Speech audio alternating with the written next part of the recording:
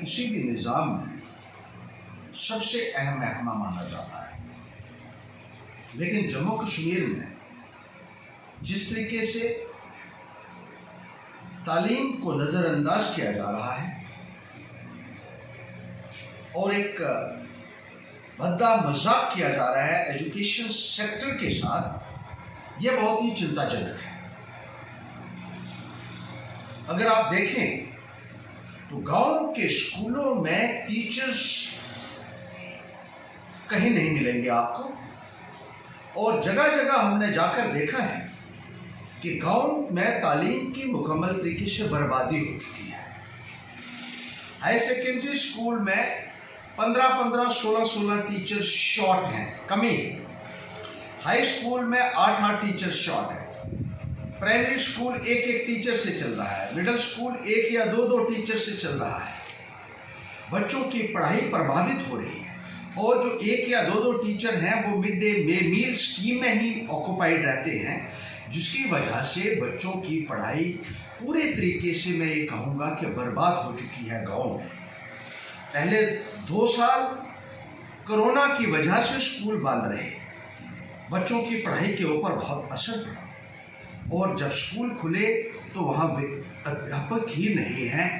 किस तरीके से आप इस निज़ाम को चला रहे हैं, ये एक बहुत बड़ा सवालिया निशान है मौजूदा प्रबंधन के ऊपर। और टीचर्स की शॉर्टेज के बारे में लोगों ने गांव-गांव में प्रदर्शन किए, धरने दिए, बच्चे स्कूलों के बाहर निकलकर प्रदर्शन करते रहे, लेकिन टीचर्स की कमी को दूर करने की बजाय जो टीचर्स उन गांव के स्कूलों में लगे हुए थे उनको भी ट्रांसफ़र करके शहरों में लगा दिया गया। जो ट्रांसफ़र हो रहे हैं वहाँ शहर में एक पोस्ट के अगेंस्ट 2-2 मास्टर्स और हेड मास्टर लगाए जा रहे हैं, और शहरों में स्कूल को फ्लडेड किया जा रहा है, हम कहेंगे अटैचमेंट्स करके, ट्रांसफर्स करके। लेकिन गांव में जिस तरीके से अनदेखी की जा रही है उससे सीधा सीधा असर जो है वो गरीब के ऊपर पड़ रहा है, गरीब के बच्चे के ऊपर पड़ रहा है, किसान के बच्चे के ऊपर पड़ रहा है, मजदूर के बच्चे के ऊपर पड़ रहा है। कस्बों में कोचिंग सेंटर्स भी हैं, ट्यूशन्स भी हैं, लेकिन गांव में सारा दारो मदार बच्चों की पढ़ाई का अध्यापकों के ऊपर, जो सरकारी स्कूलों में है उनके ऊपर होता है, और वहाँ जिस तरीके से स्कूलों को खाली किया गया। एक ही से अंडरस्टैंडिंग होना बहुत ज़रूरी है। जिस तरीके से आदेश उनके द्वारा किए गए हैं बहुत ही अजीबोगरीब है, और पूरे डिपार्टमेंट में इस बात की चर्चा हो रही है।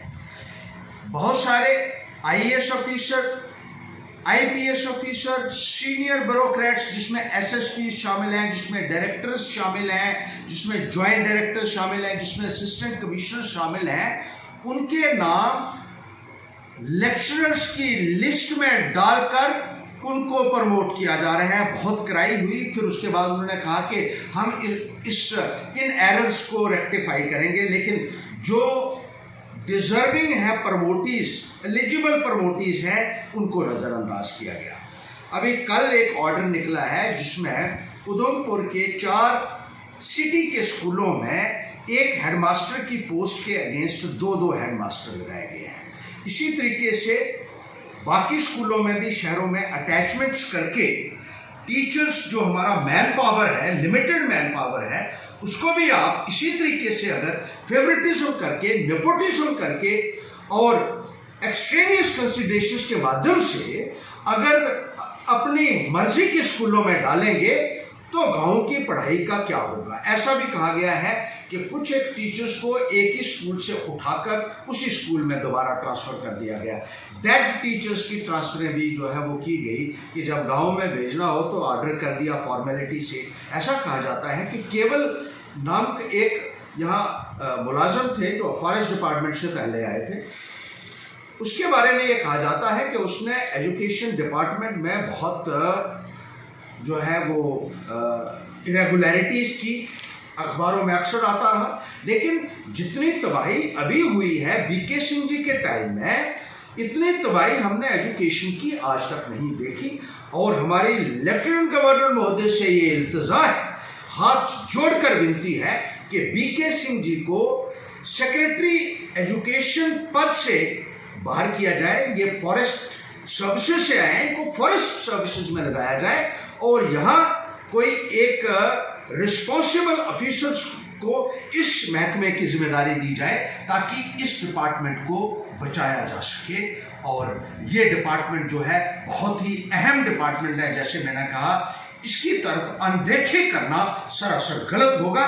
और जिस तरीके से बच्चों की गांव के अंदर पढ़ाई प्रभावित हो रही है, उसे हमें किसी भी कीमत पर कबूल करने के लिए तैयार नहीं है। ये हमारा सीधा और स्पष्ट पैगाम इस प्रशासन को।